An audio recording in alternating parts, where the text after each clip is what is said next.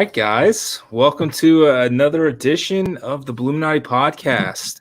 I'm your host, Nathan Bond. Alongside me, as always, Robert Steeg and Seth Varnadore, and special guest Colin Sherwin from DK Nation will be joining us at the top to kind of discuss some pretty important things that's happened at the university over the last week and a half or so. And it's not even about Caleb Murphy this time. So excited to get going. First and foremost, shout out to Home Field Apparel for being our beautiful sponsors of this podcast and supporters of the blog and the site. Make sure you go to homefieldapparel.com for all of your USF clothing needs, the softest shirts around. And first-time users, first-time buyers can use the promo code DailyStampede for 15% off your entire order site-wide. All right, let's jump into it, guys. Colin, we brought you on because there's been a couple of pretty important news items. I'll let you pick since you're the guest. Do you want to talk about Rhea Law becoming president, or do you want to talk about Jeff Vinnick's $5 million gift to the on-campus stadium? I think both are perfectly acceptable, and I'm afraid that, normally when I get dragged in here, it's because USF did something really stupid. And I think in both cases here, USF did something really good. We'll get to that later in the show. Yeah, for sure. We'll get to the dump. Don't worry. It's still USF. But I think that things are going pretty well. Hiring Rhea Law definitely made sense for what the university needed at this time. There's a lot of Research One jobs open in academia right now. There's a lot of transition happening. And I think USF sort of needed a bridge president. And I think that's kind of what the role for Ms. Law will be. I don't think it's any secret that the writers of our website certainly lean a little bit more towards the progressive side of things. But fairly, if you would see our Slack channel, you would see these things.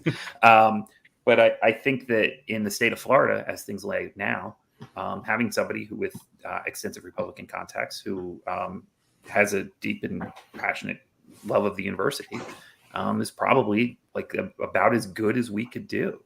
Rhea has been a donor to, by the way, some Democrats as well that have been USF graduates. I believe Edna Rain. There's Les Miller. So it's not like she's an ideologue who is just old, but she has mostly donated heavily to Republican candidates, and we're a Republican-led state. And the way that our state legislature and our governor's office has decided to allocate money, quite frankly, party matters. And USF got, $100 million in the door from Chris Sprouse, Speaker of the House, in the last legislative session. We'll see how much of that gets vetoed in the final budget from Governor DeSantis, because we do have a line item veto in the state. So like any money that gets passed out of the legislature can then eventually be vetoed by the governor later. But it would seem that doesn't seem like it's a real high priority for the governor's office right now. So getting money in the door for the university is always priority number one at South Florida, because we have Florida and Florida State, who tend to suck up a lot of the legislative oxygen, dollars, everything. And so having some pro-USF people who are tied in politically to those folks that are making the decisions, I think is in the best interest of the university. Also, Rhea Law is a graduate. We haven't had one of those ever, as a president. She understands how this place works. She understands that we are not a conventional university. We're sort of caught between the, traditional large Southern campus or Research One and somewhere between a commuter. The research we put out, the quality of the work that is done academically is fantastic. But that necessarily hasn't caught up to the campus culture yet. And there are some campus culture things that need to improve. In some ways, I think we've regressed in that area in terms of campus culture. So I think it was the right decision. She's the right woman at the right time. And I'm excited to see what she can do. I think when she chooses to transition, we can start to have these conversations all over again. But I think she'll leave the university in a much better place than she found it. And having somebody who's familiar with what's happened and the challenges at USF, I think, is a huge, huge win for this university right now. So really like it. Do we want to move on to Vinnick dropping 5 bags? Well, I want to kind of touch on Rhea Law. I mean, I think during her speaking tour, I mean, the pomp and circumstance that kind of went into that, and kind of making a 3-star general go through a dog and pony show when, I mean, it was a foregone conclusion. Not the best look, but I think he's kind of setting himself up for, 2 years down the road, because I think he's at least 10 years younger than Rhea Law is right now. I think Rhea Law is 72. Judy Genshaft is the same age. A little bit. Rhea's a little bit more spry. I think that's fair to say. Oh, I don't want to go into the physical health of either woman. I don't think that's necessarily a place where we need to be going. Well, I mean, let's be real here. And I think it like 2 years and out for Rhea Law to get everything kind of going in the right direction, get the campus, the on-campus stadium up and running, the IPF. I think it was the clear bridge. And I think General Badass, which is just a top-notch name. I mean, come on. Like, you could have had a president whose nickname is General Badass. Like, that's pretty impressive.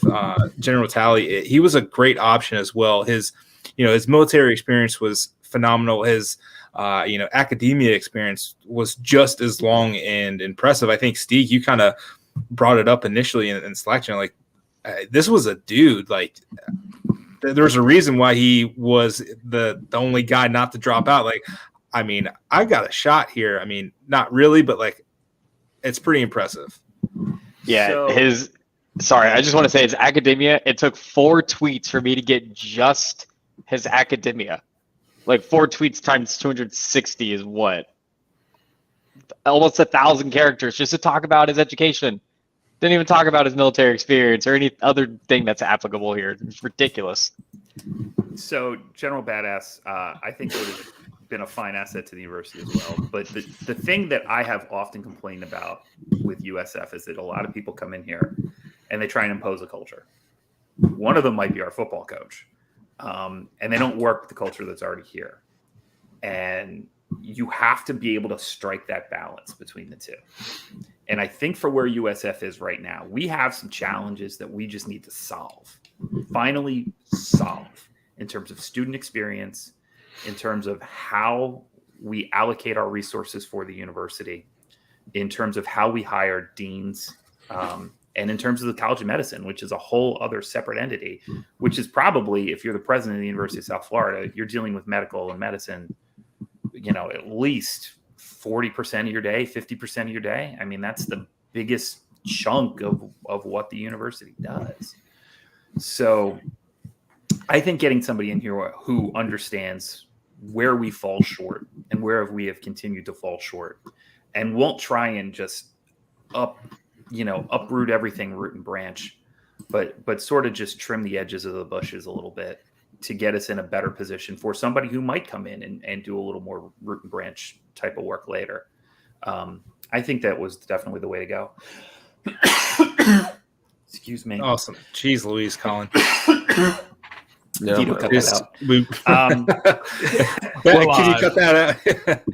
So I could, you know what? I have so I'm on 2 screens right now because I'm watching the Lightning game as well, and I couldn't figure out how to get my mouse down here so I could hit the mute button to like save us from that. Yeah, we need like the 3-second dump button ASAP. And Colin, your favorite phrase, my favorite phrase over the last 4 years as we've gone through now 2 presidential searches was, let's kind of branch it over to athletics, so to speak, is athletics is the front porch to university. And Rhea Law, she said it. It's like the Family Guy episode where Peter Griffin goes insane when they say the title of the movie in the movie, like Superman, like Part 4, He Returns, or whatever it was. Like she said the thing that we've been clamoring for 4 years now, and she understands it, and that's why I think that's why she jumped out in front, and that's why, from when she took over as the interim president, she's like, no, I'm not really here for the long haul, so to speak. And then as it kind of got into, the nitty gritty of her, really helping spearhead the performance facility with Michael Kelly and Will Weatherford and Mike Griffin to now the on-campus stadium, it was just a natural progression. And it's true. That part's truly refreshing to find a president right now who thinks athletics is important. It's not as important as academics, in the grand scheme of things, we understand that, but it's brand recognition. No one cares. No one cares about your academics if you're bad at sports, unless you're an Ivy League school. So, yes, holistically, yes, your image as a university, especially for a newer school, that doesn't have hundreds of years of tradition, you're never going to get the respect academically, unless you have a good public-facing image. And we simply, don't have that. I think USF is qualified in all ways to be a member of the AAU, which needs to be the overriding goal of the university. And absolutely continue. I mean, you got to be, to get where the school wants to be as an institution, they got to be an AAU school. When that happens, I don't know. But I would say now, if you look at what would be peer schools, they certainly qualify. So it's a challenge, and sports needs to help raise the brand profile of the university. Here's the thing, our friends in Oviedo, who just keep beating our ass up and down the world as of late, they won't get in the AAU while any of us are alive. I mean, that's just, they're not academically anywhere near. I mean, they can't even get the medical center going. They're trying to get a law thing going. That didn't work out. And then, they continually shoot themselves in the foot 7 ways from Sunday. So academically, we are light years ahead. And it's not just preeminent university. It's holistic. Look at the size of the endowments. It's not close. But if you ask a casual person living in Nebraska, where's the better place to go to school? What's the school you heard of? It's going to be them, because they have 1 more football games. And so I think committing to athletics the way it should have been committed to, as soon as they joined the Big East, instead of saying we're done here and actually investing, I think that finally gets done now. I think the alignment is much better. Yeah. The good thing about hiring Real Law is, Real Law has been a member of the Board of Trustees of the University of South Florida. So she knows what the board's looking for, and she knows what they want to see. So everybody's on the same page. You got a president and a board that's on the same page. And I think that's hugely valuable right now. So let's see what she can do to smooth out some of the very rough edges. Let's see if she can be a part of making athletics better. But more importantly, I think financially, getting more investment in the university, more research dollars, this new tech park that they're trying to build, which looks to me kind of like a startup incubator, similar to the one that I worked at previously before I worked for DK. Seems like a very worthwhile project, and something that we probably should have been investing in earlier. And so these are all priorities, and I think we've got the right person for these things. But from an athletic standpoint, man, you just got to win games. You need to raise money and win games, and building the stadium's part of that. But get dollars and get W's. And that's the only thing that really matters right now, because until that happens, all the rest of this is nobody cares. Nobody's going to believe in anything USF does until they actually do it. And that is earned. So get dollars, get dubs. That's got to be the mantra. Speaking of getting dollars, Tampa Bay Lightning owner Jeff Finnick and his wife Penny, I believe is her name, or Peg. It is Penny. Yes, Penny donated $5 million for the on-campus stadium. It is the second $5 million gift in a month and a half or so. First initially by the Morsani family, who has been longtime supporters of the University of USF football. So they're at least up to $10 million publicly. Colin, really the reason I brought you on here, you kind of understand the minutia when it comes to this. Maybe not get nerd out a little bit, but high level. What's the number that USF really kind of needs to get to liquid cash, and how does the payouts on these big donor gifts typically work? And how can they bond against it, things like that, so we can start putting shovels in grounds and start planning our 2026 home opener off of Sycamore. Yeah. So this is going to be the largest financial project in the history of the university. And it's going to take some liquidity that you have now. It's going to take some bond debt. It's going to take some CITF dollars. It's going to take some legislative approvals. Board of Governors, from not just the Board of Trustees, but the Board of Governors is going to need to be involved. You're going to need foundation dollars. You're going to need personal seat licenses in some capacity. You're going to need naming rights. All of that, you have to get all of that. And then maybe you can get a shovel in the ground. So people hear $5 million and they go, well, we need $200 and blah, blah million for a stadium.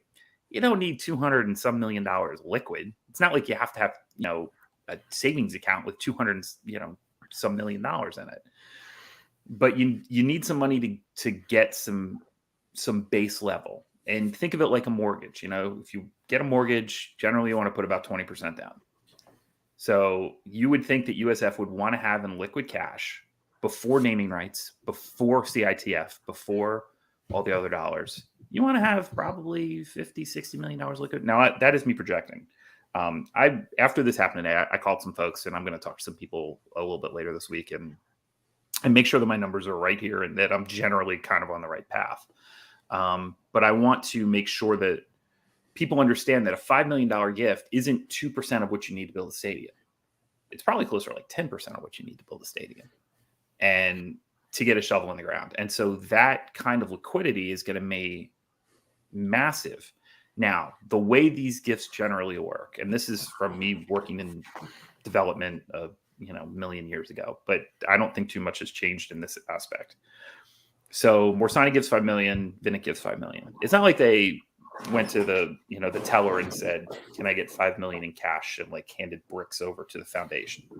Generally, it's a gift agreement that is a term of 5 years to 10 years. So, Mr. Morsani has signed a pledge that he will give either $500,000 a year for 10 years or $1 million a year for 5 years.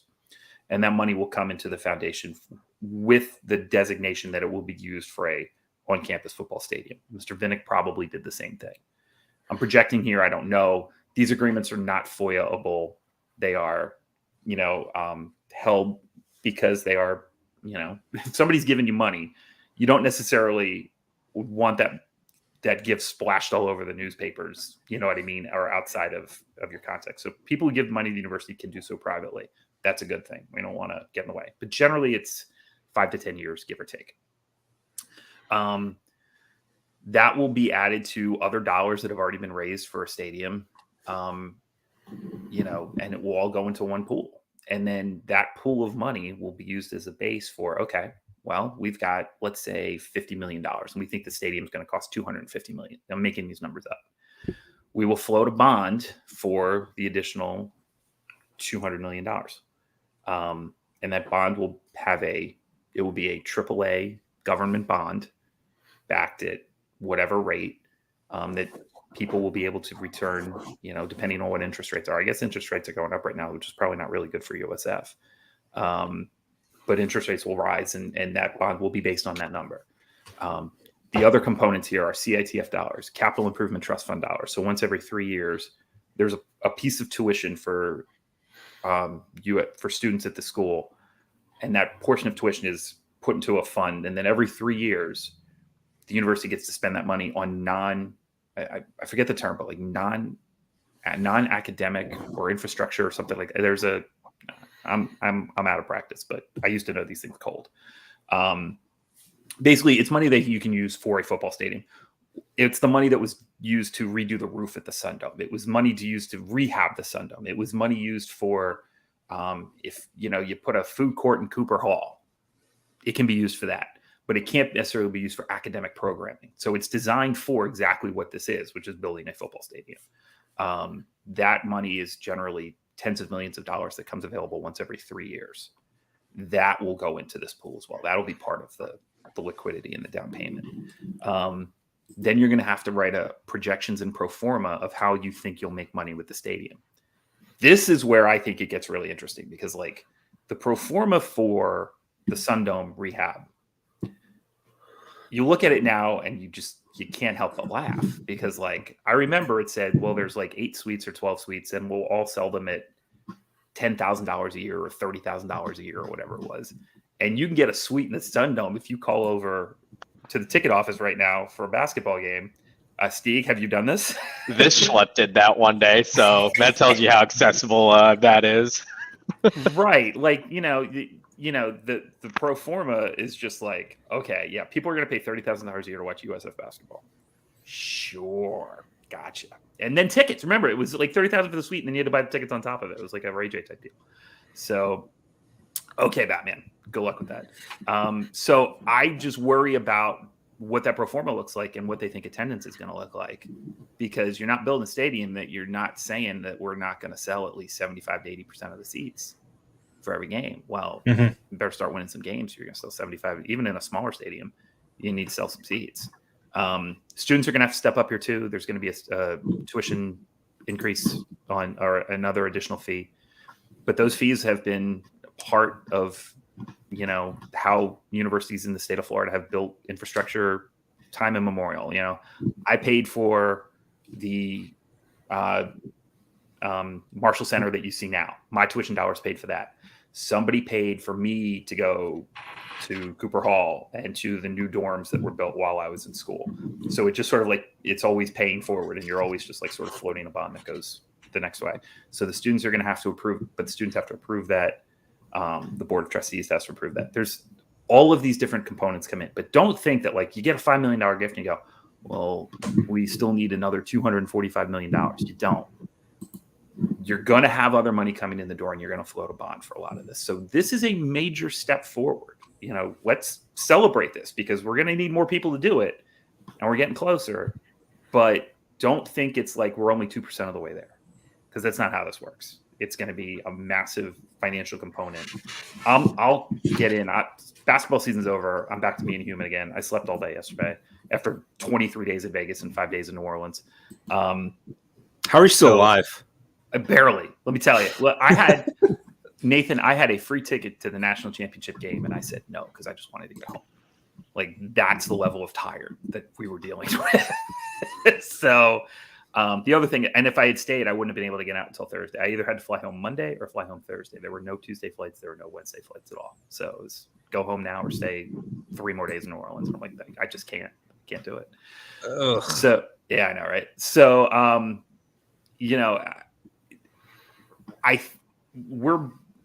look, financially, we're kind of ahead of where I thought we'd be. Like, the fact that we got a shovel in the ground for the IPF, and I think it's going to be up. I mean, I don't know. I haven't seen any official announcement. Are we planning on practicing there? Like, fall practice is going to be in? It should be open by July. If you had told me Michael Kelly would have had that thing up and we would have been practicing by July 2022 indoors, full extension. Like, I did not see that coming. I didn't, especially with the financial position that the university was in. That is a miracle.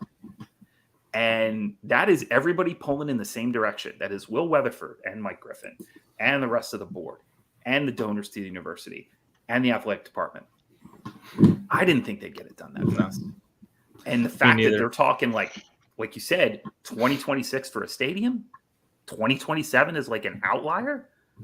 Okay, let's go. Like, I believe that that's going to happen. Whether that turns into wins, whether people show up, how much debt it's going to be taken on, how much of a risk this is going to be for the university as a whole. Those are all questions that I have separate. But that's tomorrow's problem. That's tomorrow's problem. Like, we'll get there when we get there. They're going for it. They're going for it, and they're going to do it. Like, here's the thing that I think people don't understand, and I have look, Ken Erickson. I'll pull your spot up here a little bit, Kenny. I love you, but I'm going to do this. There was like a proposal for a softball stadium that Kenny would show recruits that, like, I don't know, probably 1999, 2000, you know what I mean? Those kids never had any chance of playing in that stadium, the trailers, a lot of kids got recruited. Like, the Selman Center is coming online, and it finally did one day for a football facility or a half football facility. We've never moved with lightning speed on these things. That's just sort of how USF has done things. They've been extremely financially conservative fiscally. They just didn't invest. There wasn't a lot of want to. That's not this. They're going to go for it. They're swinging. Big swinging dicks are coming here. And the big swinging dicks want a stadium. And the big swinging dicks are going to get a stadium.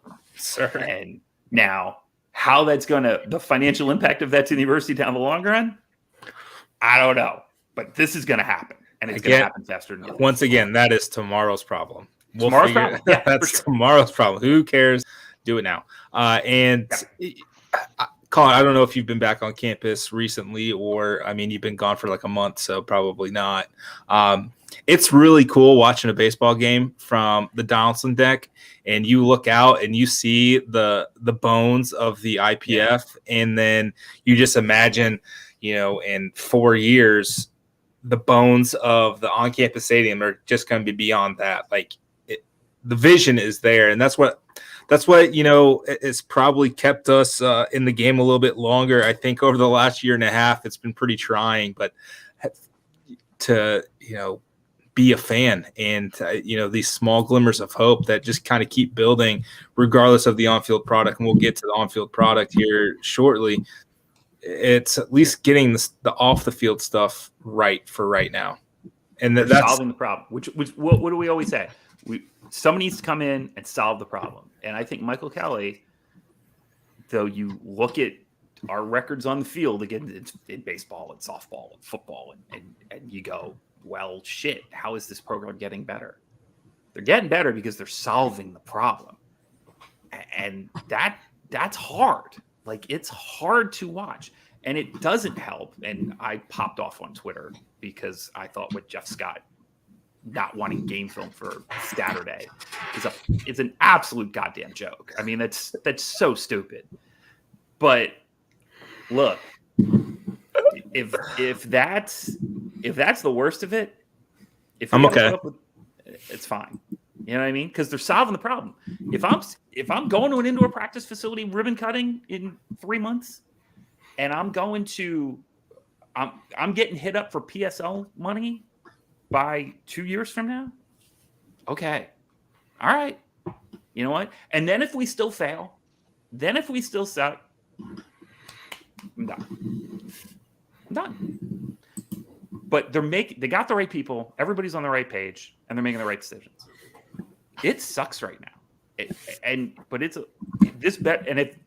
I believe that this is a darkest before the dawn situation. You're probably right, and it sucks.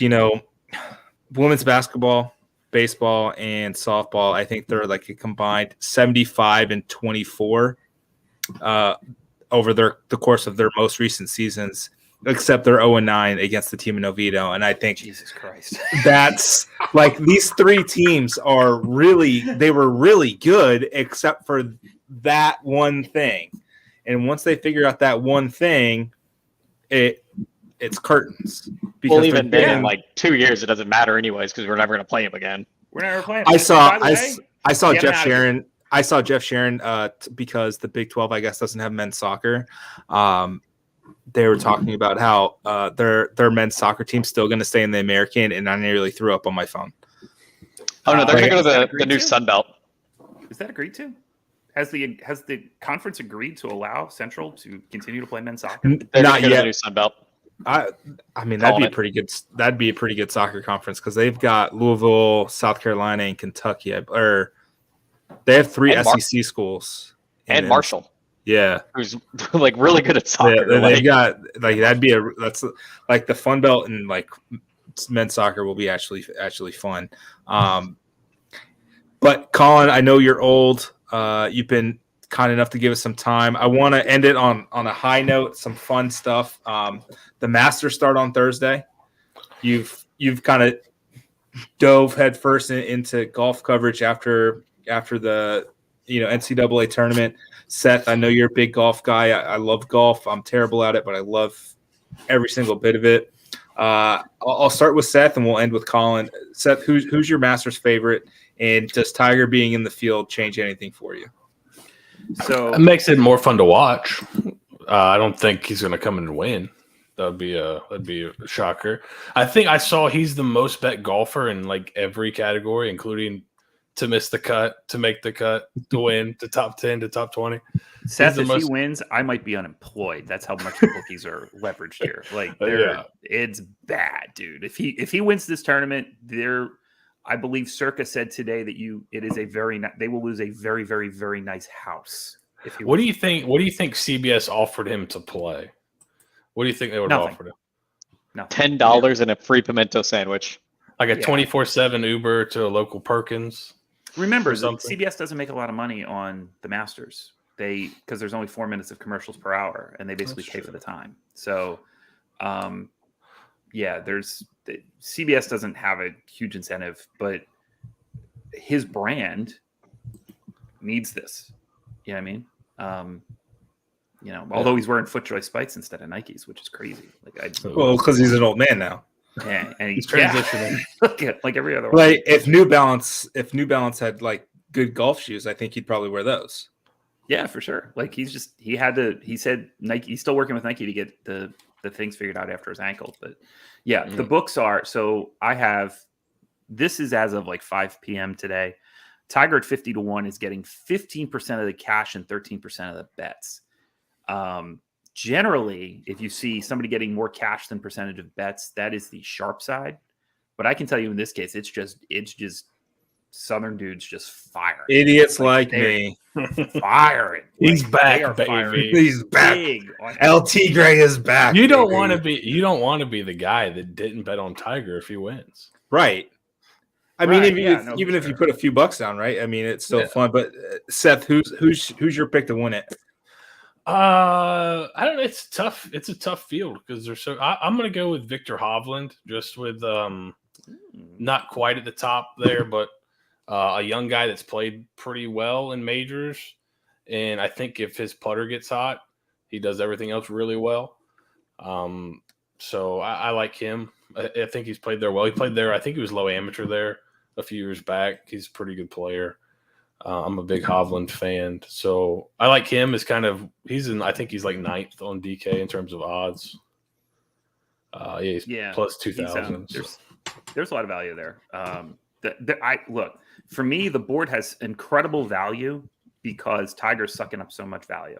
So like so much of the money is on Tiger that I think if you just spread across a wide variety of players this week, I think you can find some spots that are going to be pretty good. I like a guy like Kuchar for like a top 10. He plays pretty well at Augusta a lot. And he's a local-ish guy. He's a Georgia guy, I believe. So he plays pretty well there, and he's been playing pretty well this year. So he's another guy I kind of like to bet at Augusta. He's never won, but he's played well there in the past. And then Russell Henley's another guy. I think he's a Georgia guy that's played really well this year. Doesn't have a ton of success, I don't think, in the Masters previously, but local guy that's playing well. He's at plus 3,500 to win. And 300 for a top 10. Yeah, which is a good one too. I'll give you. So I have sources. My sources in the golf community tell me Glover at 300. Get there, get it in. Rahm to make the top 10 is plus 120. I think that's good. I was all fade Tiger, and let me tell you, because fading Tiger was like minus 105 to make the cut. I should say it was like minus 105 to make the cut, 115 to not make the cut. Or flip that. And I was all in on just like, well, Tiger's not making the cut.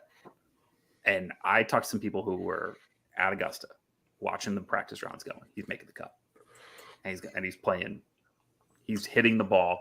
His club speed is a little bit down, but otherwise his touch is right there. Everything's right there. He looks great physically. He seems to be in really, really good shape. So I was all in on fading Tiger, and everybody's like, don't fade Tiger. It's like, okay. My smart golf people have Justin Rose, Tommy Fleetwood, top 10. They say those are really good bets. I kind of like that as well. Those guys are steady. Yeah, and that's why that's kind of their thought process there. There's some fade Brooksy out there. Going on right now. I don't know why. Well, he's like 80%. He's not healthy. Plus, perpetually. And apparently he's got a wedding coming up too. And distracted. Distractions. Distractions right now are high. Is his hair back or is it still? I don't know. Oh, you said Brooks. I thought you said Bryce. I was like, he's hurt. Oh yeah. No. Brooks Koepka, brother of USF Brooks Koepka legend Chase Koepka. So yeah, I think that's good. Fleetwood to make the top 10 is plus 600. There's probably some value there. Justin Rose is also at plus 600. Some value for a top 10. Maybe if you even want to get a little frisky, a little top 5 at plus 1400 sounds good. So yeah, I think there's plenty of value on this board, but like, here's what I don't understand. I know he's not playing his best right now, but Rory McIlroy was built to play this course. Why is McIlroy still getting 21 here? Like, if I had to pick a winner on value, I would rather Shane Lowry too. If you're going Irishman, I'm taking Shane over Rory right now. But I feel like especially now. I mean, they moved the tee box back in 15. They moved the tee box on 11. They've made some course changes that are going to favor longer hitters. Not that Augusta doesn't already favor super long hitters anyway. But with the changes, it seems like it even favors the bombers more. And so I kind of want a guy who's like scary long, and Rory's certainly a top 10% tour distance guy. You got any dark horses, Colin? I also like, speaking of Colin, Morikawa's another guy that's Is he? Can he be a dark horse though? Like, no, he's not a dark horse. Major winner. He's about the same. I think he's got the same odds as Rory, so he's kind of in that upper echelon group. But who's your dark horse? Somebody way in the back. So I have made a lot of money betting against this guy on Sundays in my life. Not that I'm betting golf at week to week, but when I do, I tend to fade Tony Finau on Sunday, and I do very well. But this just might be his. It just seems like the stars are kind of aligned at 60-1. There seems to be a little value on. I mean, he's certainly got the game. The game is like not even a question with that dude. Like, he can very much win this tournament on talent. There's no doubt. But will he get in his own head or not? Kevin Na at 130-1. Like, I like it, I mean, I think he wins this tournament more than 1 out of 130 times for sure. I mean, I wouldn't have him as a favorite. And then a lot of people are on Tom Hoagie this week, but I feel like that ship sort of sailed a little bit. But we'll see. He's at 200. Yeah, I want Patty Harrington to have just like one more like top 20 run. That's my dream. He was, there's not many very good Irish golfers. So when they pop up, I hang on to them for dear life. Like Rory's actually from Northern Ireland. It's where I'm from. Patty and Shane are both from the Republic. So they're fine, but like I would love, like, Rory was my guy. You want to tickle? Here's a good tickle. Larry Mize 500-1 to be the first round leader. Don't hate it. If you really want to take a big swing, just like pay for your Breckman's passes for next year. Right. I got 3 long guys that are long shots that are interesting. I think Webb Simpson is like plus 13,000 is what it looks like. That's right. He's a guy that's played really well there in the past. I think he was second a few years ago. He's plus 60 right now to win after first round, and I believe 130. Yeah. Webb, and then Gary Woodland is a guy that's I think he's pretty long off the tee, if I recall correctly. He won the Open a few years back. He's been playing pretty well this year, and he can get hot. I think he's had a pretty good run of play this year so far. And then a guy named Taylor Gooch. He leads the tour. He leads the tour as an Eagles on par 5s. So that's the thing about Augusta is that they're, of the 4 par 5s, 3 of them are Eagle-able. Gettable. Yeah, so he leads the tour in Eagles from par 5s, and he's right there. He's 130-1, I believe, as well. So if you want my best prop of the week, I put this out on Twitter because I couldn't believe it, and I still think it's wrong. 72nd hole. Leaders, winner of the golf tournament, 72nd hole to bogey the last, plus 330. That hole got even harder because they moved the tee box back 15 yards because people were carrying the bunker on 18. And so now they're not doing that anymore. So nobody can reach the bunker now. And which means if you've got a 2-shot lead going in, you're playing it as a 5-shot hole. And by the way, you could be the leader and just play it as trying to make par and still make bogey, because it's legitimately like a par 4.5. Like it's often the toughest hole on the course, depending. So plus 330 for the winner to 72nd hole bogey. I like it a lot. Winner to birdie the 72nd hole is plus 180. There, I wouldn't touch that with a 10-foot ball. What is a playoff? Playoff specials. 3-man playoff is plus 1,000. 4-man playoff is or better. 4-man or higher is plus 5,000. Will there be a playoff is plus 300. Fair enough. Well, I appreciate you coming on, Colin, and talking real law and Jeff Finnick's donation as well as Masters. I wanted to get it in because it's Masters week, baby. Let's go. I'm pumped. Masters week, baby. Let's go. Tiger, 10:30 tomorrow, boys. Let's do it. Oh, let's go. My work day's planned out. I appreciate you jumping on, Colin. You can go to bed now, and we'll continue talking about the spring game. I'm going to try my hardest to make Steeg cry. So I appreciate you joining. I don't know if I'm going to be able to, but the goal, I'm going to try to move some bodies around. I'm going to try and get out there because I feel like if you yell about it, how it should be streamed on the internet, you should probably show up. You should probably show up. So I'm going to do everything I can to get out there. But yeah. And by the way, if anyone wants to take some subversive video and send it to me afterwards, I'd be very happy. Thank you. Yes. I'm getting my spy glasses ready.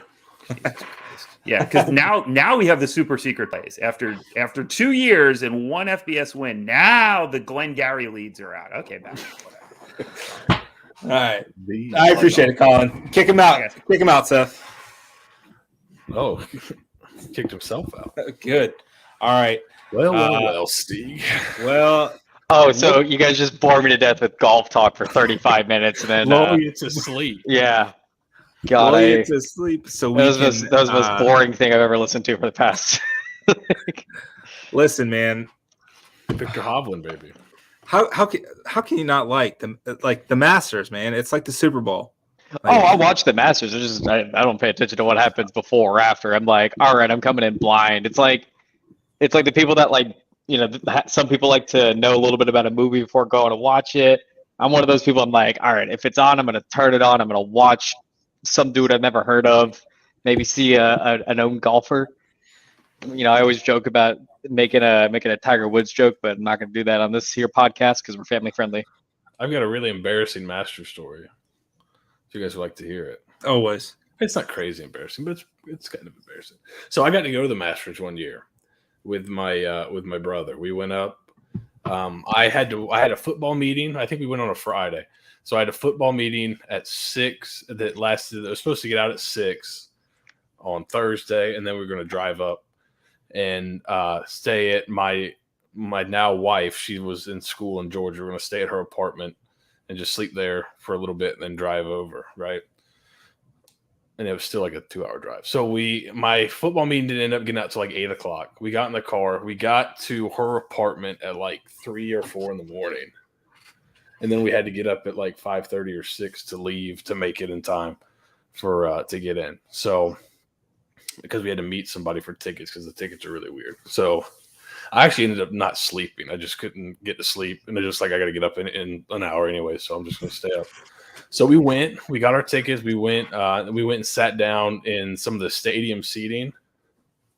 And I definitely like fell asleep for like 5 or 10 minutes at the Masters. And my brother was like, you missed like 6 groups. I'm like, that's the guy that was teeing off. I know, like I wasn't asleep that long. He's like, all right, yeah. But he always rags on me for falling asleep with the Masters. It can be boring sometimes when there's guys you don't care about teeing off in front of you. I just took my little booklet, put it over my eyes, and I was out. Classic. All right, let's get into the reason why we're here. Steeg, this is actually your intervention. Spring games matter, okay? Nope. In the fact that it is a branding opportunity for your school, for your team, for your program, for the players that you're going to be bringing in the fall. That is it. On-field product, could not care less. Can I counter? You're both wrong now. Listen, Seth, I have been duped by one too many Elijah Macks during the spring to believe that spring matters. The only thing that really translated from last spring game to the season was Tim McLean and Xavier Weaver having a deep ball connection. That was the one through line from the spring game to the season, and it was great. I loved it. I hope to find just at least one thing this year. I think we will, but it's tough, and I mean your last real practice of spring, or your full go. It was the previous Saturday scrimmage. Like, this is for the fans.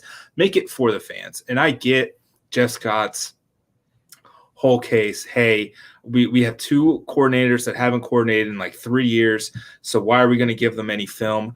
You guys run the basic vanilla ass offense and defense in the spring game anyway, just because you're that paranoid to begin with. So why not open it up a little bit more to the fans who can't watch, or the fans who want to watch it again? Because maybe it's selfish because I'm in the media and I will digest it and watch it a bunch of times. Seth, you and I we'll have film room sessions about it. Like, we will talk about what we see in the spring game. That's kind of our livelihood. And I am putting this in like this. We die by this. Our paychecks. Yeah, people listening to the podcast can't see how many times I'm doing air quotes, but they're coming from my content, basically. Basically, it's why we brought you on. It's why you replaced Steeg, and every single day since Steeg's spring game fiasco, just heel turn, I am more grateful every single day that I made the right decision. And this is how he decides to lash out by saying spring games don't matter. It was really hurtful. But I think in terms of on the field, does it matter totally? No, I mean, I think you can draw some conclusions, but not really. It's more of like an individual player basis, and not like we're going to be really good or we're going to be terrible. I think you can kind of see some guys playing well and say, okay, this guy, like last year, Xavier Weaver, you're like, when the year before he hardly played at all, and we were kind of like, where was he? And then in the spring, he's he is pretty good, and that carried over obviously. But like you said, I think a spring game is like, especially if you're streaming it yourself, it's a 3-hour commercial for your program that you get to control the messaging on, that you get to kind of set the tone on how your team will be presented. It's not going to be a television partner or somebody else kind of talking about your team. It'll be your people. So you can put a really good spin on what you have on campus, what you're doing. All the awesome videos they've been taking in the spring, you can show those at halftime, or show those when you cut in from commercial, or show those as the commercial breaks, right? All that kind of stuff that maybe people that aren't on Twitter would get exposed, wouldn't have the chance to get exposed to. That's where they can kind of see that kind of stuff. But I think it's just kind of to me, it's just a whiff in terms of just kind of from a public relations, fan relations perspective. Like, is it necessary? No. Is it a big deal? Not really. Like, I told Steeg, we were talking about it, I was like, Steeg, I don't necessarily disagree with you. I don't necessarily think you're wrong, but I disagree with you.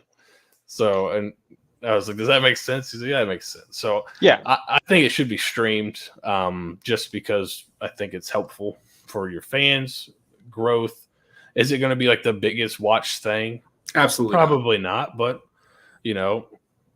I think it just gives more options to fans. Now, there seem to be putting a lot into the actual in-game experience and the post-game experience, so that's good to see. The only thing is, like, you're wanting to drive all these people to the stadium, but then everyone's also getting in for free.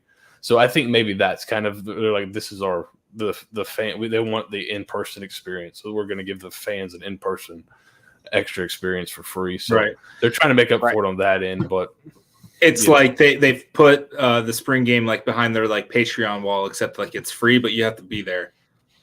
Yeah, if that makes any sense. Yeah, and I get it.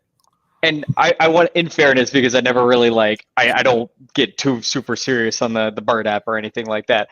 I totally understand the frustrations, especially from everyone who's out of state you and Seth, Nate, like, there is a group of people who very much are all in on streaming spring games, watching them and everything like that. And when I say spring games don't matter, they matter. Ultimately it's the pageantry of it. It's, when you look at other schools around the state of Florida, the orange and blue game is a big deal at Florida, and they make it a big deal. I just think in the grand scheme of things right now for this program, and whether you think it's stupid or not is up for debate, but right now Jeff Scott needs to win football games. And if he believes that, hey, there's no film on Travis Trickett's offense from the past 3 years, they're going to have to dig through Georgia State's and FAU's shitty ass film to figure that out. Or there's only so much you can do on defense. So Shoop's side of the ball doesn't matter that much. But like, if you can come out and some way, somehow beat BYU, and BYU's head coach was like, yeah, we didn't really know what was, come to expect. It's all for null, and they'll stream the game next year, and it'll be all fine and dandy, and we'll all enjoy our Saturday nights watching the spring game together while having beverages and everything. But I just think if for how dire it is for Jeff Scott to win a football game, if he can do that one teeny tiny thing that might, they might not have film of a bread and butter play, that USF like a good look at it. Their safety, misses a tackle or something like that, especially like, I know we joked about that Derek Sharp video about the bunch formation, but like if the safety doesn't get a good read on that and doesn't completely see the field on it, that could be a broken play. Jimmy Horn scores, completely different ball game. That video actually showed a lot. It did. It really did. They had Derek Sharp after. They were like, delete it. Derek got disappeared. If you don't see him on Twitter anymore. So it like showing bunch, which now BYU, if they weren't preparing for it, they will. But I think Trick has done bunch in the past. And then they also showed how USF was playing the bunch, which was boxing it, which is just like one different way. So if that's how they're going to totally play the bunch, they've showed that too, which is something you learn, in game. But I just don't think that reason. I understand it. Yeah, okay, you got 2 new coordinators, but that doesn't really hold. Yeah, I saw somebody. I saw somebody. I don't remember who it was. Somebody on Twitter was just like, if you play college football, you know how big spring game film was. I played and coached college football. It wasn't that big of a deal. We had our first game when I was at Tusculum, we played a guy that was a new coordinator at the school, hadn't been there before. Was coordinating on the NAIA level. We had to go talk to NAIA coaches and try to get film from them. We got it. He also had a clinic video that he put out about how he likes to run his coverages. I bought that, and we watched that. And there's a tons of different, Trickett's spoken at clinics before. Right. Shoop has spoken at clinics before. Shoop's been around for a long time running the same defense. And I sent this to you, Steeg, but this is just, I don't think this is going to be the case. It's not going to be September 3rd, 8 p.m. And Kalani Sataki comes up there and says, we had no idea what the fuck they were doing. I heard them say when the defensive coordinator got hired that they were going to be really aggressive, but I didn't think that meant they were going to play man coverage and blitz. It's like, right. They kind of know what's coming already. I couldn't believe he was multiple. He said that I heard him say in interviews they're going to be 4 down, but you know what?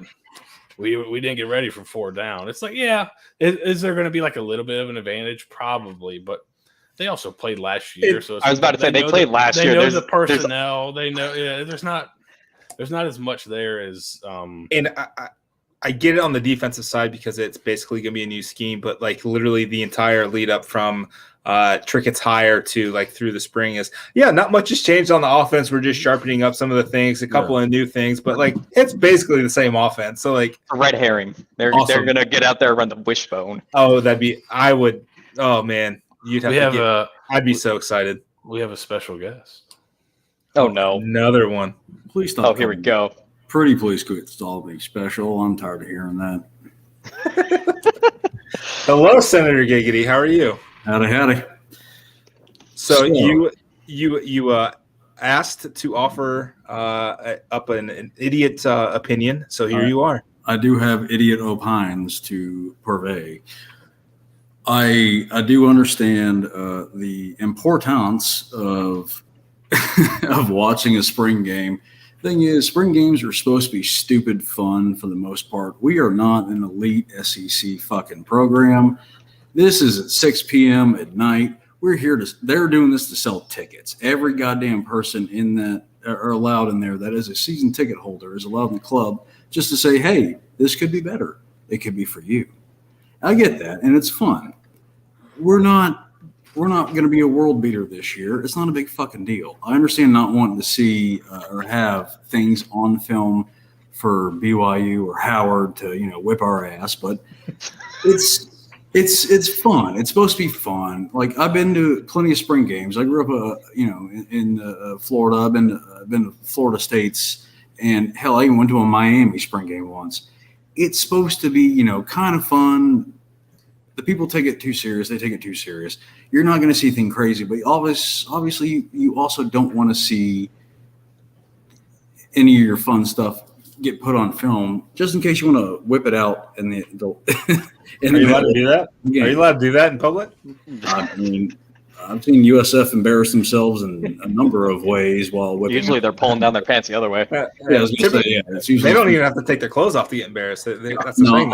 I've watched personally USF go ass first in public. So no, I think USF, especially, but spring games as a whole are supposed to be fun. They're supposed to say, hey, we're going to do this. Let's get amped up. Let's have some spring game fun. Let's have everybody getting a little bit of tailgating, a little bit of shit showing. Let's see what happens. I like it this season that it's in Raymond James. I've liked it when it was on campus, but it didn't have the same flair. So I get both sides. I'm not trying to be I'm not Mitt Romney. I'm not trying to be a both sides guy, but I get both sides. I do know they're new coordinators. You don't want to see schemes on tape. I don't think the 3 USF fans in Idaho are going to miss out on seeing this shit, live. So they're going to come down here and kick your ass for that. Well, if they're from Idaho, they're probably fucking militia, and I don't blame them. So that's my stupid take. Well, I appreciate you jumping on, Mr. Giggity. Always a pleasure when you decide to pop in. That's Senator, you bastard. Well, you won your re-election. I'm happy for you. This is a lifetime appointment, unfortunately. Oh, you poor bastard. Well, we love you. Poor bastard. Love you. Bye. Love you too. Bye. So Steve, he thinks you're an idiot too, obviously. Yeah, everyone thinks I'm an idiot. No, I think he was on your side. So, Steve, when you were kind of going through it. Let me preface this. By the way, Paige hated this entire thing. By the way, she was like, stop fucking arguing with these people, and I'm like, it's a spring game. So exactly. Why are you arguing with them? I get it. You're arguing with me. So I'm rewatching The West Wing. Okay, and I'm like, I've just finished season 2, but there was a part in season 1 where CJ Craig, who is the press secretary, if you guys haven't watched the show from the 1990s, it's a great show. It's on HBO Max, free plug for them. But there's a part where one of the reporters goes up to CJ and says, "You lied to me about so-and-so." And she goes, "You're damn right I did. If I, I'm paraphrasing poorly here, but if I, made them hesitate for even a half a second, then I've done my job." And that's basically what Jeff Scott is getting at. So I completely understand. If I've made BYU think or hesitate for even 1 second, I get it. And I completely understand that thought. Maybe I'm too stupid. I think I was listening to his comments before we started recording, and it may have been a subtle shot toward me about, normal people may not understand this, but Jeff, I'm not as dumb as I look. Right. I completely understand why you would want to do that, but I mean, you've had to go through this. You've gone through coordinator changes at Clemson. Like it doesn't really matter that much, except for maybe the fan experience suffers. And that's all I'm getting at is, the Suzanne Wards of the world who travel every single game from Oregon. She flies into every single home game. She goes to every single game wherever they are in the country. Maybe she does. I mean, I'm sure she's flying in for the spring game, but like that's who I'm thinking about, outside of my selfish reasons. Like, this woman has dedicated her adult life to supporting USF, to going to every single game. I think she's missed one in the entirety of USF football history. She's missed one game. And that's who I was thinking about when I kind of went off the handle a little bit. So, and I was thinking of like, they're recruiting a lot of outside the state of Florida. Like, they're flying them all down. They're recruiting receiver. You think they're going to fly a receiver? They're not. I mean, they gotta pay for themselves though, because they're not taking officials. You'd be surprised how many out-of-state kids are going to find their way to Florida in mid-April. I know to go to a football game on a Saturday, and then from Ohio. Like, is that kid going to come down? They have a kid from. I know they're recruiting a bunch of kids in North Carolina, the Carolinas. So that's kind of what I was thinking of. Like, you just totally, cut off their ability to see, and where you could be like, hey man, check this. Hey, we're going to be on, ESPN Plus. Check it out for a little bit. You can kind of see what we're doing. New coaches, new coordinators, kind of see how you fit in the scheme. And they could show them all that stuff in person. But I just think it's just, I don't think it's a big deal either way. But to me, it just seems like a whiff from a fan perspective. I think we have a point of order. On the recruiting side, at least. I mean, most of their efforts should be, relayed towards the kids within 25 miles of Raymond James Stadium anyways. But for those out-of-state kids, the few conversations that I've had, most of them are coming, like, not necessarily coming down on their own dime, but want to come down because, coming from Maryland, Ohio, might not come to Florida and everything. But they're angling this more towards, hey, if you want to come down, great. But the reason the next time we want you to come down for an official visit is going to be shortly after July 25th, when that indoor practice performance facility is finally open. Like, that's the big recruiting plug. It's not, hey, come look at our offense for a little bit. Like, that's what I'm saying. If the game was streaming, you just say, hey guys, check it out, and then we're going to bring you down when this stuff's ready. So hey, I'm back all of a sudden. Two things. I forgot my avatar was this. Also, second, do you think any recruit worth a goddamn is sitting at home on a Saturday night at 6 p.m. watching the fucking USF spring game? We'll never know now. I think they might. Like, he's not going to watch the whole thing, but I think if you're like, hey, check this out for 5 minutes. Check out how we use Xavier Weaver. We think you're going to be like him. Well, yeah, but I think they show them the highlightes from that. Maybe Sunday morning, Monday. You could morning. wait for the highlight, but I mean, I have never been an elite athlete in my life, and I've never sat anywhere at 6 p.m. on a Saturday night watching some fucking spring game, except for when I was there. Except for the times that I never did. But again, I've never been an elite athlete. I was watching other elite athletes. I'm like, oh shit, that's crazy. That's fair. Man, we went long tonight. I've got like a whole second half of the show that I want to do, but I think we just ended here, guys. We can gloss through men's and women's basketball real quick. No, I'm always really good at ending programs. There's no glossing over men's basketball right now. I think it may have to be another night this week, maybe a solo shot for me. I didn't know covering an entire program with dirt was called glossing it over. Oh, Senator! Shout out BG. I said it so you didn't have to. Listen, if we don't want to stream things that are irrelevant, then we're not going to be streaming men's basketball anytime soon, right? Like, I only stream men's basketball, but only certain camps for USF at 7 a.m. on Saturday mornings. I want the most attention possible on this program. There you go. Doesn't deserve there it is. No, it doesn't. No, it doesn't. All right, so quickly, I'll do men's basketball quickly. So February 28th, I got a text message at like 5:30 with 4 names that were going to be entering the transfer portal. Jalen McCreary, who obviously he had left the team for personal kind of health reasons in early February. That was kind of a foregone conclusion. Caleb Murphy, who entered the portal on Monday, I believe, to the surprise of no one who's listened to us for a good little bit. And then there's 2 others who are I've seen that they're practicing still, so we'll see what happens there.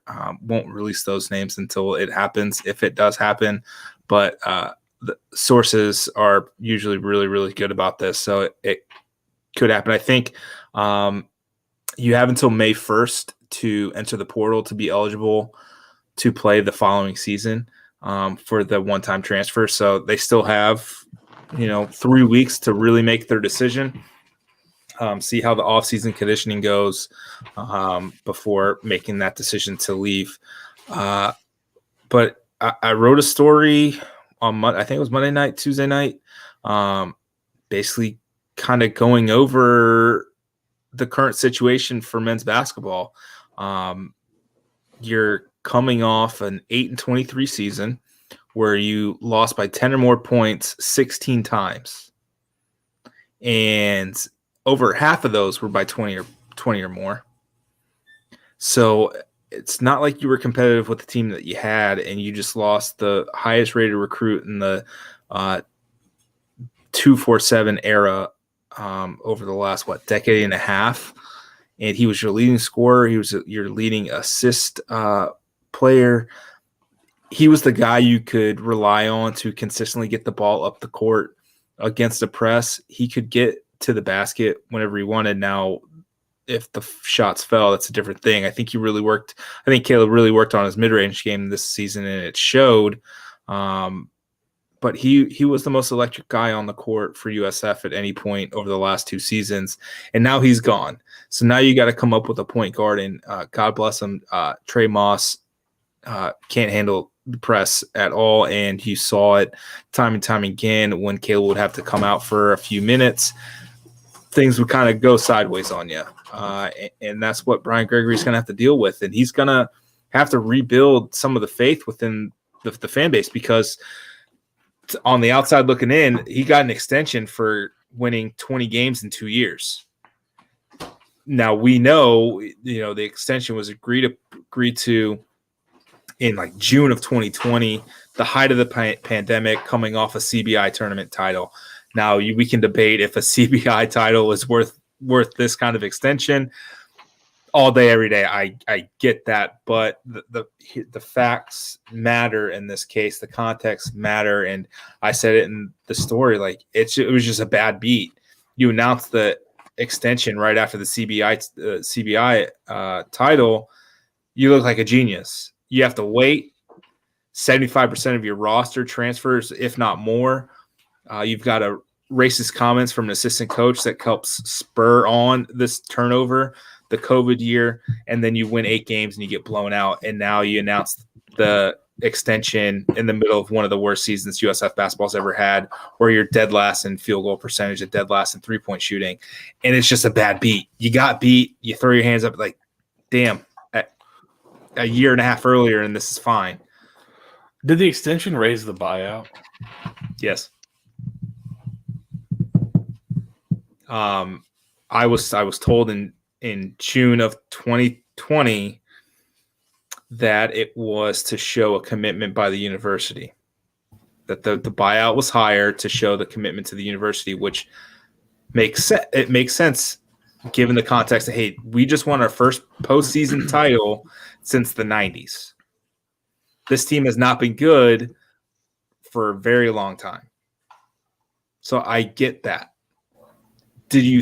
Was there going to be another school kind of poaching Brian Gregory after a CBI title? No.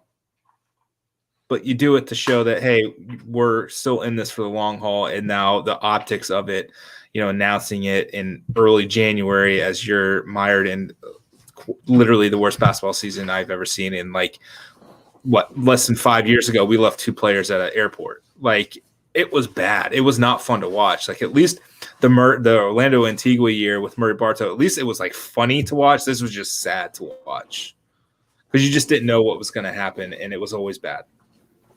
I'm not the biggest USF basketball person. I have watched it for going on 15, almost 20 years now. At the time when this extension was offered, it made sense. It showed faith. I get that. The optics of when it was presented, Jesus Christ, the past couple of years have been, a literal crapshoot. Who knew? Who knows? But it didn't work out. That sucks. I think it'll all come out in the wash. I don't think anybody's ever been like, man, USF men's basketball has really fallen off in the past ever. Shit happens. We'll figure it out eventually. Maybe not. We'll figure it out eventually, maybe. But this was good.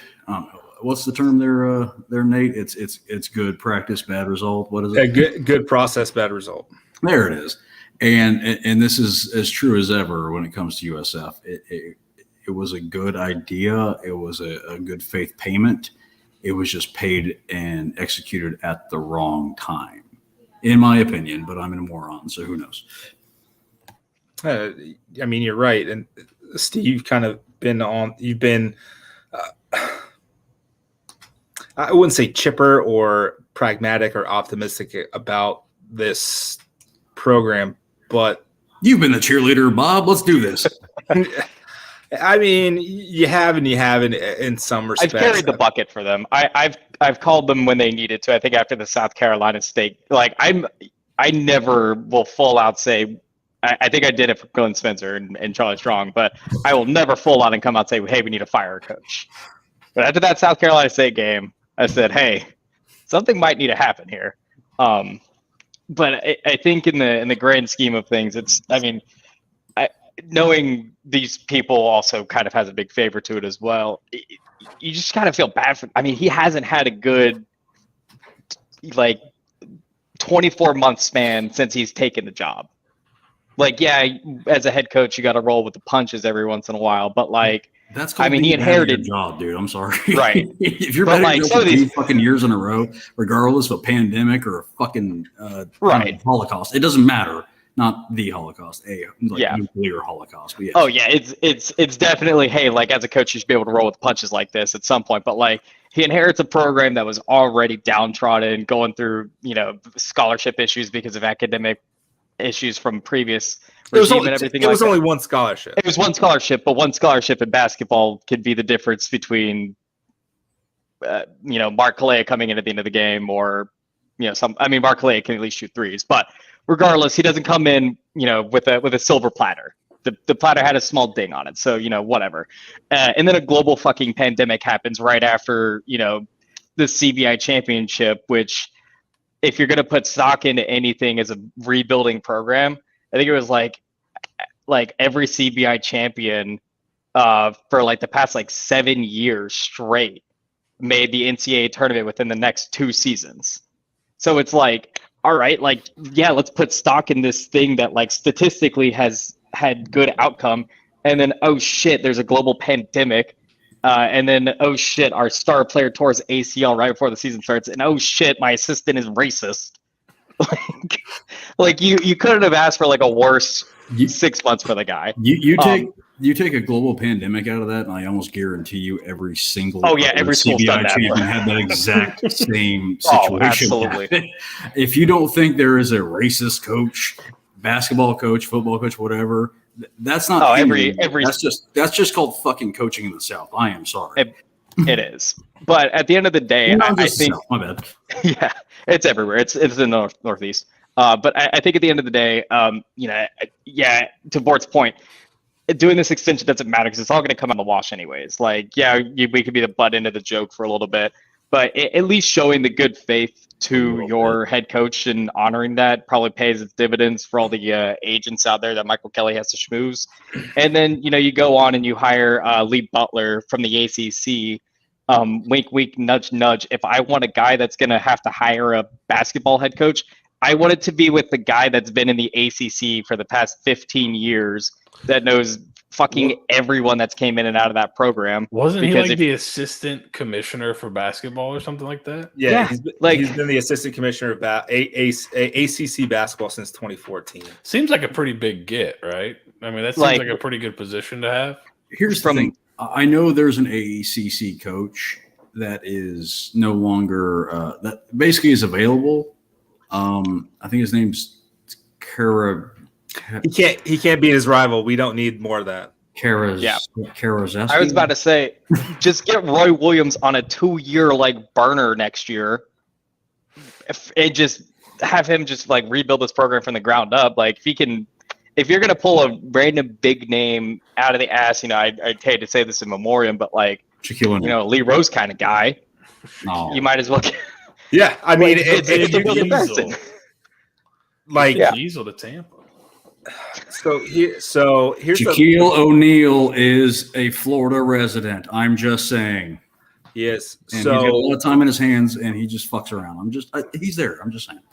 So Lee Rose and Dick Bowers, who was the AD at USF, when Lee Rose came to South Florida, they helped write the bylaws to the Sun Belt, so they knew each other.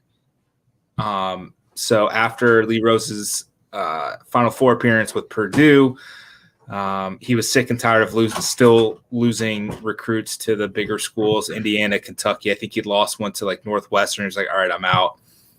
Came to USF in 1980 and had the most success. I think he's one of two men's basketball coaches to end their career with a winning record. I'm sorry, USF didn't exist in 1988. You're so Lee Rose left USF to become an assistant coach with the San Antonio Spurs, and rumor has it the San Antonio Spurs head coach is retiring at the end of the year, maybe a 42-year swaparoo reverse fortune kind of thing. Maybe we get Greg Popovich. Just someone who wants to retire in the state of Florida, reap the benefits, do the whole thing, and turn around a basketball program that needs it for 2 years. Go get Becky Hammond. She was on staff. Yeah, something like that. Didn't she take I thought she took a WNBA job. Yeah, I thought she took $1 million. Yeah, she got paid for WNBA standards. That's for sure. I think she got offered the Florida job and said no, the Florida women's job. Well, good thing she did, because that would have been toxic as hell for her. Yeah, that wouldn't have been. That wouldn't have been. Gainesville works out for everybody. It's a fun place to live. I'm fucking kidding. Don't ever take that job. Anybody that's listening, never live in Gainesville. Oh man. So yeah, BG's got to repair the relationship with the fan base. I got a question for you on the lines of that. Is it just because they're not fun to watch at all? If they were losing, but they were really like a run and gun, could shoot, but they just couldn't play a lick of defense, would that be more acceptable? If the record was exactly the same, but they're losing 100-90 is the double digit blowout, and not super mid 50s or if it was more fun. Yeah. If it was more fun basketball, even if the results were the same, would that be? Is it a combination of them being bad and also one of the worst shooting teams of all time? So yeah, are you asking if it would be okay if they were the Washington Generals? Yeah, I mean, yeah, at least be fun if you're losing. Yeah, I mean, just be don't make it a rock fight every single night. Don't make it pulling teeth literally every single time someone turns on a basketball game. And I mean, that's been USF since their inception. They've never been a fun basketball team. Even the NCAA tournament team in 2011, 2012, I mean, they dunked the ball a lot, but they couldn't shoot. They would grind out these wins. And that was, I mean, they were the Memphis Grizzlies before grit and grind really got going. I mean, that's what it was, for that tournament team. And it's just kind of been them. And I think it's kind of the kind of kid that you can recruit here. You're not going to recruit, JJ Redick. You're not recruiting the kid from apparently you can't get the kid, you can't get a kid like the kid from St. Peter's, or can we get a guy from St. Peter's? Holy shit! Wait, what? I mean, there's 3 guys in the portal, but they're probably portaling way up. They're going together like the biggies. They're portal to hell. They're portal right into the fucking Mercedes dealership. They're fine. Yeah, so like you can't get good shooters here. That's just point blank. Period. Like it will never happen. Reggie Cohn was the last good shooter at USF. I don't even know who that is. Oh my if that tells you God. anything. Like if that tells you anything about how long that is, I don't like my semblance of USF is a very limited one for USF men's basketball. And if it's not relevant in my timeline, it is not relevant for most people's timelines. I think I've been to like 7 USF basketball games, men and women, my entire life, and even I know that as Jesus Christ, Bob. I'd be interested to see them go if they're looking for more skilled players. Why don't they kind of go the route the women's team is going and go into Europe a lot? Kind of the international skilled player. Because the European men's basketball, like that kind of level, is still like it's still pretty competitive. I think it's more lucrative to stay in Europe if they're men, like not. But there's guys that come over every year, and like to a guy from Europe, Tampa, especially like you got a bunch of these guys that will end up going to IMG. Or they used to. I'm not sure. I think they're maybe got more. I feel like a male American European guys coming over would rather play for ING than for USF. I think Tampa is a attractive piece for. You would think. Yeah. It just doesn't work for like I wish I knew what the answer, what the solution was, but it's not what's going on right now. And the fact, what blows my mind and is the biggest swing and miss maybe in the last 5 years is Brian Gregory telling literally everyone with a microphone and whoever talked to him that they would be a much better shooting team this past season, and then turning out to be literally the worst. I am the most sober person this next season than I was last. Oh shit! Wait. Here's the thing about. Okay, so just in sports in Florida, even in the past 20 years, especially basketball, there's so much pressure. There's the onus is on teams that aren't Florida and Florida State, especially like USF, UCF, that there's so much pressure for some goddamn reason that it never materializes. I don't know why. It's always so much promise and so much pressure, and it just doesn't work. And it makes it worse and worse because they make all these.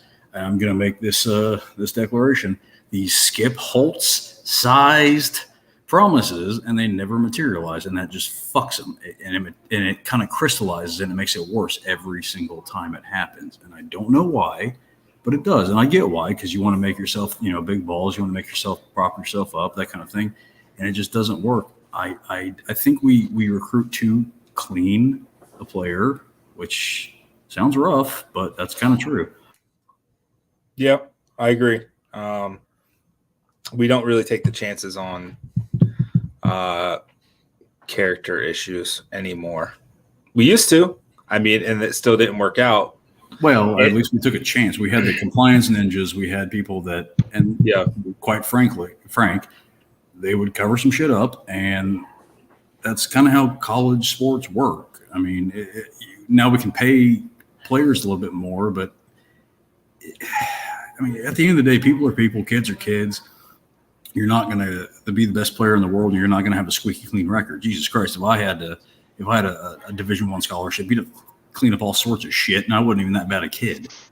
So, yeah, probably. Such is life at inside the Muma Center on the men's side. All right, this has been an hour and 23 minutes. I'm calling it. I'm pulling the plug. It's time. I've got to go to bed.